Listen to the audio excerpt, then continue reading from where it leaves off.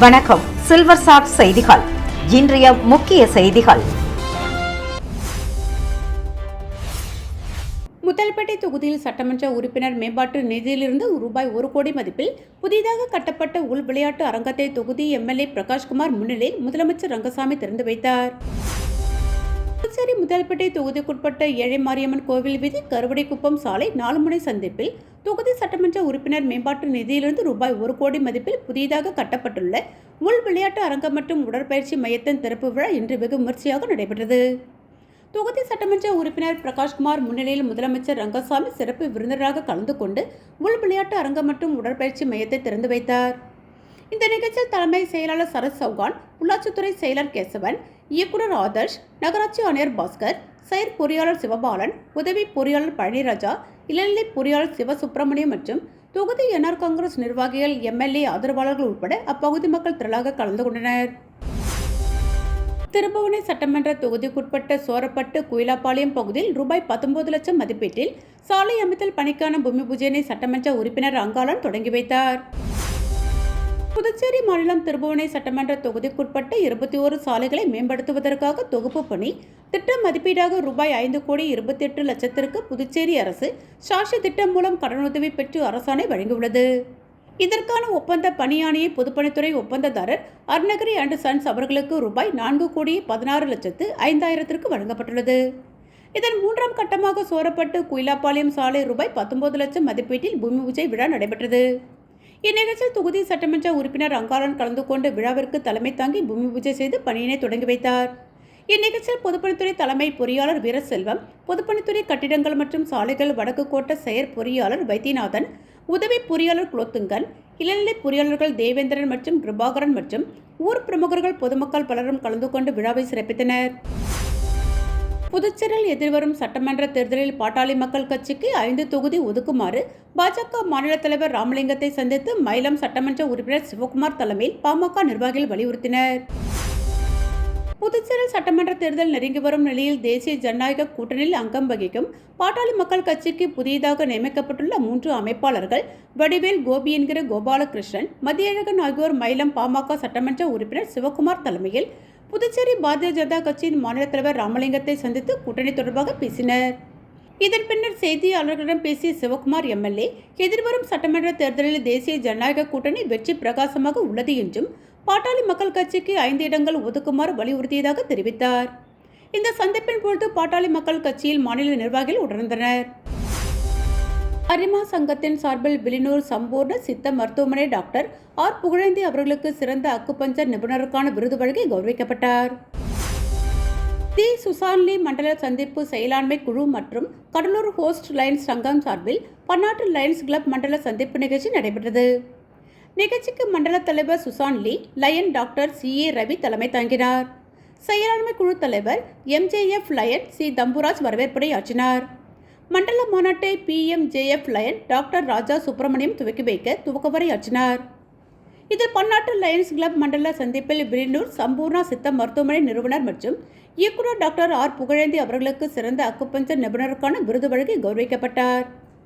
PMJF lion சுபாஷ் Chandrabose, PMJF lion சாலை S Kanagatharan, PMJF lion doctor Kamal Kishore Jain வாழ்த்துரை வழங்கினர். MJF lion Kalyanakumar, MJF lion doctor Vijayalakshmi Sivakumar, MJF lion Sivakumar, PDGயின் லயன் முன்னாள் அமைச்சர் MC சம்பத் சிறப்புரை ஆற்றினர். சிறப்பு விருந்தினர்களாக PMJF லயன் மாணிக்கம் பங்கேற்றார். சிறப்பு பேச்சாளராக ஸ்ரீ ராமகிருஷ்ணா சேவா நிலையம் நிறுவன தலைவர் புரொஃபசர் டாக்டர் அறிவழகன் மனவலிமை குறித்து உரையாற்றினார். புதுச்சேரி மாநில பாட்டாளி மக்கள் கட்சி அமைப்பாளர் பதவியிலிருந்து கணபதி நீக்கப்பட்டுள்ளதாக டாக்டர் அன்புமணி ராமதாஸ் தெரிவித்துள்ளார். புதுச்சேரி மாநிலத்திற்கு புதிய பாமக அமைப்பாளர்கள் நியமனம் குறித்து அறிவிப்பு வெளியாகியுள்ளது. அதன்படி புதுச்சேரி மாநில பாட்டாளி மக்கள் கட்சி நிர்வாக வசதிக்காக 3 மண்டலங்களாக பிரிக்கப்பட்டு அமைப்பாளர்கள் நியமனம் செய்யப்பட்டனர். புதுச்சேரி வடக்கு மண்டலம் அமைப்பாளராக A வடிவேல் நியமிக்கப்பட்டு அவருக்கு காலப்பட்டு, முத்தியால்பேட்டை, காமராஜர் நகர், லாஸ்பேட்டை, தட்டாஞ்சாவடி, கதிர்காமம், இந்திராநகர், உழவர்கரை ஆகிய தொகுதிகள் ஒதுக்கப்பட்டுள்ளது. புதுச்சேரி கிழக்கு மண்டலம் அமைப்பாளராக கோபி என்ற கோபாலகிருஷ்ணன் நியமிக்கப்பட்டு அவருக்கு ராஜ்பவன், உப்பளம், உருளையன்பேட்டை, நெல்லித்தோப்பு, முதலியார்பேட்டை, அரியாங்குப்பம், மணவெளி, பாகூர் ஆகிய தொகுதிகள் ஒதுக்கப்பட்டுள்ளது. புதுச்சேரி மேற்கு மண்டலம் அமைப்பாளராக மதியழகன் நியமிக்கப்பட்டு அவருக்கு வில்லியனூர், மங்கலம், ஏம்பலம், நெட்டப்பாக்கம், திருப்புவனை, மண்ணாடிப்பட்டு, ஊசுடு ஆகிய தொகுதியில் ஒதுக்கப்பட்டுள்ளது. இவர்களுக்கு பாட்டாளி மக்கள் கட்சியின் அனைத்து நிலை நிர்வாகிகளும் முழுமையான ஒத்துழைப்பு அளிக்கும்படி கேட்டுக்கொள்ளப்படுகிறார்கள் என்று தெரிவிக்கப்பட்டுள்ளது. திருபுவனை தொகுதியில் சாதனை விளக்க திருமண பிரச்சார கூட்டம் நிகழ்வாக நேற்று மாலை 6 மணி அளவில் கிளை கேந்திர பொறுப்பாளர் மோகன் மற்றும் தொகுதி துணைத் தலைவர் எம். கிருஷ்ணா ஒருங்கிணைப்பில் கிளை தலைவர்கள் திருமூர்த்தி மற்றும் சுரேஷ் அவர்களின் தலைமையில் திருமண கூட்டம் நடைபெற்றது. இந்த நிகழ்வில் சிறப்பு அழைப்பாளர்களாக தொகுதி பொறுப்பாளர் தட்சிணாமூர்த்தி, தொகுதி தலைவர் எம். அம்பரீஷ், பொது செயலாளர் ஐயனார், மாவட்ட துணைத் தலைவர் விஸ்வநாதன், தொகுதி ஓபிசி அணி தலைவர் ராஜகோபதி, தொகுதி செயலாளர் அண்ணாதுரை, மாநில பட்டியலணி துணைத் தலைவர் வீரப்பன், பொது செயலாளர் விண்ணரசன், கேந்திர பொறுப்பாளர் வேல்முருகன், தொகுதி மகளிர் அணி தலைவர் விஜயலட்சுமி மற்றும் துணைத் தலைவி தனலட்சுமி கலந்து கொண்டு சிறப்புரையாற்றினார்கள். இந்த நிகழ்வின் முடிவில் கலந்து கொண்ட அனைத்து பொதுமக்களுக்கும் கிருஷ்ணா தனது சொந்த செலவில் மின்விளக்கு LED கொடுத்து நலத்திட்ட உதவி செய்தார். மேலும் அவர் இந்த நலத்திட்டங்களை பற்றி கூறும்பொழுது, மத்தியிலும் மாநிலத்திலும் இனிமையான பாஜக அரசு வர வேண்டும். குழந்தைகள் முதல் பெரியவர்கள் வரை அனைவரும் நலத்திட்டங்கள் பெற வேண்டும். மத்தியில் ஆளுகின்ற அரசு அனைத்து நலத்திட்டங்களையும் கொண்டு சென்று சேர்ப்பதற்கு வழிவகை செய்ய வேண்டும் என்று பேசினார். புதுச்சேரியில் தரமற்ற வலி நிவாரணி மற்றும் சுவாச கோளாறு மாத்திரைகளுக்கு தடை விதித்து மருந்து தரக்கட்டுப்பாட்டு ஆணையம் உத்தரவிட்டுள்ளது. தெலுங்கானா மாநில மருந்து கட்டுப்பாட்டு அதிகாரிகள் நடத்திய ஆய்வில் இமாச்சல பிரதேச மாநிலம் பவுண்டா சாஹிப் நகரில் இயங்கி வரும் லெபார்ட் பார்மாசிட்டிகல்ஸ் நிறுவனம் தயாரிப்பான அஸ்ட்ராபினா கண்ட்ஸ் பாராசிட்டமல் வலி நிவாரண மாத்திரை மற்றும் இமாச்சல பிரதேச மாநிலம் சோலான் நகரில் உள்ள சான்சிடோ டிராபிக் நிறுவனம் தயாரிப்பான மியூகோஃபார்ம் AB போர்ட் சுவாச கோளாறு மாத்திரை உரிய தரமில்லாத காரணத்தினால் தடை விதித்து உத்தரவிட்டது. அதன் பேரில் இந்த மருந்துகளை புதுச்சேரியில் விற்க தடை விதித்து புதுச்சேரி மருந்து தரக்கட்டுப்பாட்டு அதிகாரி ஆனந்தகிருஷ்ணன் நேற்று உத்தரவிட்டுள்ளார். தடை செய்யப்பட்டுள்ள இந்த வலி நிவாரணம் மற்றும் சுவாச கோளாறு மாத்திரை இருப்பு விவரத்தையும் அந்த மாத்திரைகளை சம்பந்தப்பட்ட நிறுவனத்திற்கு திருப்பி அனுப்பி விவரத்தை உடனடியாக மருந்து தரக்கட்டுப்பாட்டு துறைக்கு தகவல் தெரிவிக்க உத்தரவிட்டுள்ளார். கட்டிட தொழிலாளர் நல வாரியத்தை தொடர்ந்து செயல்படுத்த வேண்டும் உள்ளிட்ட பல்வேறு கோரிக்கைகளை வலியுறுத்தி AATUC கட்டிட தொழிலாளர் சங்கம் சார்பில் கண்டன ஆர்ப்பாட்டம் நடைபெற்றது. AATUC கட்டிட தொழிலாளர் சங்கம் சார்பில் பல்வேறு கோரிக்கைகளை வலியுறுத்தி கட்டுமான தொழிலாளர் நலவாரியம் அலுவலகம் எதிரே தர்ணா போராட்டம் நடைபெற்றது. சங்க மாநில தலைவர் விஸ்வநாதன், மாநில பொதுச் செயலாளர் சந்திரசேகரன் தலைமை தாங்கினர். மாநில துணைத் தலைவர்கள் பாலன், ராஜகுமாரி, முத்துவேல், செயலாளர்கள் ராமு, அன்பழகன், பாலகிருஷ்ணன், பிரபு முன்னிலை வகித்தனர். போராட்டத்தை AATUC மாநில பொதுச் செயலாளர் அந்தோணி துவக்கி வைத்து பேசினார். மாநில கௌரவ தலைவர் அபிஷேகம், மாநில துணைத் தலைவர் மோதிலால் கண்டன உரையாற்றினர். போராட்டத்தில் கட்டிட தொழிலாளர் நல வாரியத்தை தொடர்ந்து செயல்படுத்த வேண்டும், புதிய தொழிலாளர் சட்ட தொகுப்புகளை வாபஸ் பெற வேண்டும், கட்டிட தொழிலாளர் அனைவருக்கும் ESI, PF சட்டத்தை அமலாக்கிட வேண்டும், பெண் தொழிலாளர்களுக்கு மகப்பேறு உதவித்தொகை வழங்கிட வேண்டும் உள்ளிட்ட பல்வேறு. புதுச்சேரிக்கு இடமாற்றம் செய்யப்பட்ட IPS அதிகாரிகளுக்கு பணி ஒதுக்கப்பட்டுள்ளது. ஜம்மு காஷ்மீரில் பணியாற்றி வந்த IPS அதிகாரிகளான ராகவ், திவ்யா ஆகியோர் புதுச்சேரிக்கு இடமாற்றம் செய்யப்பட்டனர். அவர்கள் கடந்த சில தினங்கள் முன் புதுச்சேரிக்கு வந்த நிலையில் துறைகள் ஒதுக்கீடு செய்யப்படாமல் இருந்தது. இந்நிலையில் IPS அதிகாரிகளான ராகவ் சைபர் கிரைம் பிரிவு சீனியர் SP ஆகவும், திவ்யா புதுச்சேரி போக்குவரத்து பிரிவு சீனியர் SP ஆகவும் நியமிக்கப்பட்டுள்ளனர். மேலும் போக்குவரத்து பிரிவு சீனியர் SP நித்யா ராதாகிருஷ்ணன் குற்றம் மற்றும் புலனாய்வு பிரிவுக்கு இடமாற்றம் செய்யப்பட்டுள்ளார். கவர்னர் கைலாஷ்நாதன் உத்தரவின் பேரில் இதற்கான உத்தரவை புதுச்சேரி தலைமை செயலாளர் சரத் சௌகான் பிறப்பித்துள்ளார். பொதுத் தேர்வு எழுதும் மாணவர்களுக்காக லட்சுமி ஹைகிரீவர் கோவிலில் சகஸ்கரநாம அர்ச்சனை நடைபெற்றது. புதுச்சேரி முத்தல்பேட்டை ராமகிருஷ்ணா நகரில் லட்சுமி ஹைகிரீவர் கோவில் உள்ளது. இந்த கோவிலில் CBSE மற்றும் 10, 12ஆம் வகுப்பு பொதுத் தேர்வு எழுதும் மாணவ மாணவிகளின் கல்வி சிறக்கவும், தேர்வில் அதிக மதிப்பெண் பெறவும் லட்சுமி ஹைகிரீவர் பெருமாளுக்கு சகஸ்கரநாம அர்ச்சனை நடைபெற்றது. அதாவது பொதுத் தேர்வு எழுதும் நாட்களில் காலை 10:30 மணிக்கு மாணவர்களின் பெயர், நட்சத்திரம், ராசி ஆகியவற்றை சங்கல்பம் செய்து நடைபெற்றது. மேலும் சகஸ்கரநாமம் அர்ச்சனையில் கலந்து கொள்ளும் பக்தர்களுக்கு சகஸ்கரநாம புத்தகம், பேனா, தேன் ஆகியவை பிரசாதமாக வழங்கப்பட்டது. இதற்கான ஏற்பாடுகளை ஸ்ரீ வேத ஆக சம்ரஷ்ண லட்சுமி சரஸ் மாருதி டிரஸ்ட் நிர்வாகிகள் செய்திருந்தனர். கொரோனா காலங்களில் பணிபுரிந்த சுகாதாரத்துறை ஊழியர்களுக்கு பணி வழங்க வலியுறுத்தி தேசிய மக்கள் முன்னணி சார்பில் பிரதமருக்கு கடிதம் அனுப்பும் போராட்டம் நடைபெற்றது. புதுச்சேரி மாநிலத்தில் கொரோனா காலத்தில் நேர்முக தேர்வு நடத்தி ஒப்பந்த அடிப்படையில் நியமிக்கப்பட்ட சுகாதாரத்துறை ஊழியர்களை பணிநிரந்தரம் செய்ய கோரி தேசிய மக்கள் முன்னணி சார்பில் பல்வேறு போராட்டங்கள் தொடர்ச்சியாக நடத்தப்பட்டு வருகிறது. இதன் தொடர்ச்சியாக கடந்த ஒரு வார காலமாக புதுச்சேரி, காரைக்கால், மாஹே, ஏனாம் உள்ளிட்ட 4 பிராந்தியங்களிலும் பொதுமக்களின் ஆதரவு கடிதங்களை பெற்று மார்ச் மாதம் 1ஆம் தேதி புதுச்சேரிக்கு வருகை தரும் இந்திய பிரதமருக்கு அனுப்பும் நிகழ்வு இன்று நடைபெற்றது. தேசிய மக்கள் முன்னணி தலைவர் சுவாமிநாதன் தலைமையில் முதற்கட்டமாக இன்று 3000 கடிதங்கள் பிரதமருக்கு அனுப்பப்பட்டது. இந்த நிகழ்வில் பொதுச் செயலாளர் இன்னாசி ராக், துணைத் தலைவர் ஜெபின், லாசரஸ் ராஜேஷ், செயலாளர்கள் டேவிட், ஜோசப், தில்லை ஆறுமுகம், பிரதீப் மணி, மதன், மேலும் வினிதா, இளமதி, ராஜேஸ்வரி, கல்பனா, மஞ்சுளா உள்ளிட்டோர் கலந்து கொண்டனர்.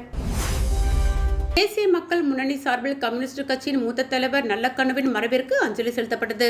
தேசிய மக்கள் முன்னணி சார்பில் கம்யூனிஸ்ட் கட்சியின் மூத்த தலைவர் நல்லக்கண்ணு மறைவிற்கு அஞ்சலி செலுத்தும் நிகழ்ச்சி சாரம் பகுதியில் நடைபெற்றது. அலங்கரிக்கப்பட்ட நல்லக்கண்ணுவின் திருவுருவ படத்திற்கு தேசிய மக்கள் முன்னணி தலைவர் சுவாமிநாதன் தலைமையில் நிர்வாகிகள் மலர் தூவி மரியாதை செலுத்தினார்கள். இந்த நிகழ்ச்சியில் பல்வேறு பொதுநல அமைப்புகளைச் சேர்ந்த நிர்வாகிகள் கலந்து கொண்டு மரியாதை செலுத்தினர். நிலுவையில் உள்ள சம்பளத்தை வழங்க வேண்டும், வாரிசுதாரர்களுக்கு வேலை வழங்க வேண்டும் உள்ளிட்ட பல்வேறு கோரிக்கைகளை வலியுறுத்தி INTUC உழவர்கரை நகராட்சி ஊழியர்கள் நல சங்கத்தினர் கண்டன ஆர்ப்பாட்டத்தில் ஈடுபட்டனர்.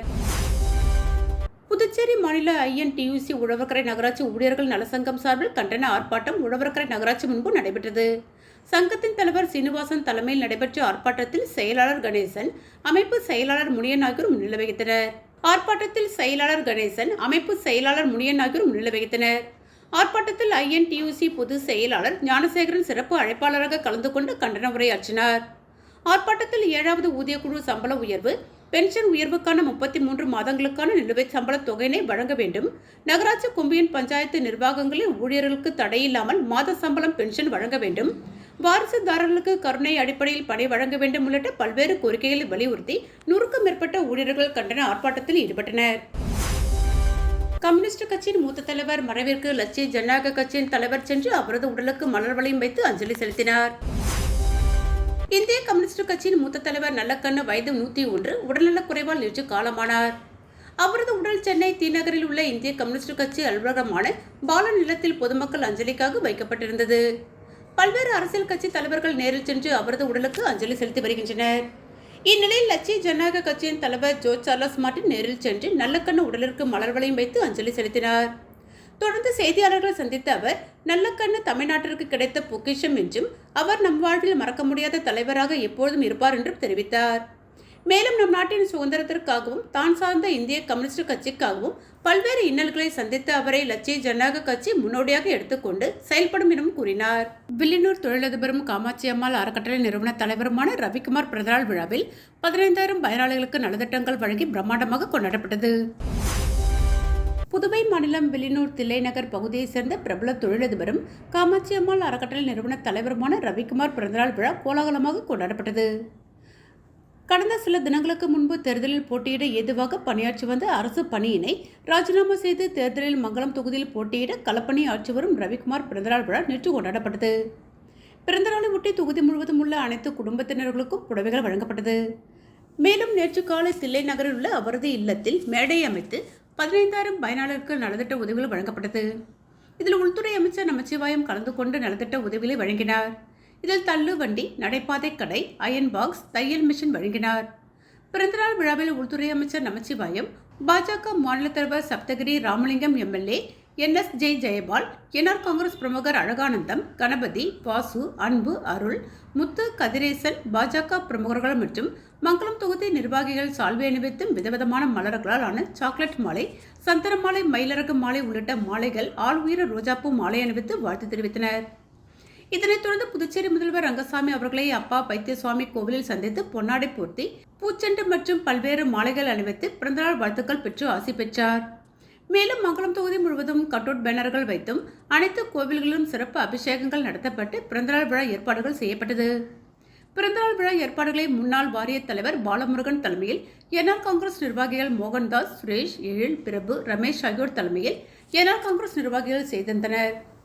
மேலும் வித்தியாசமான முயற்சியாக மங்கலம் தொகுதி B ரவிக்குமார் அவர்களின் பிறந்தநாளை முன்னிட்டு திருக்காஞ்சி SNR குரூப்ஸ் மற்றும் கோகுல் SNR சார்பில் ஆழ்கடலில் பேனர் வைத்து வாழ்த்து தெரிவிக்கப்பட்டது. இந்த வீடியோ தற்பொழுது சமூக வலைதளங்களில் வைரலாகி வருகிறது.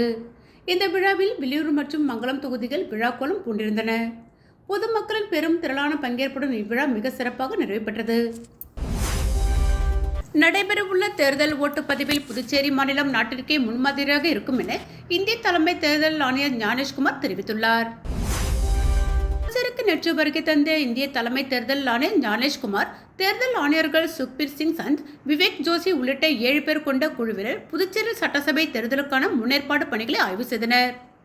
அப்போது அனைத்து கட்சி பிரதிநிதிகள், தலைமை செயலர் சரத் சௌகான், தலைமை தேர்தல் அதிகாரி ஜவஹர், டிஜிபி ஷாலினி சிங் மற்றும் தேர்தல் துறை அதிகாரிகளுடன் ஆலோசனை நடத்தினர்.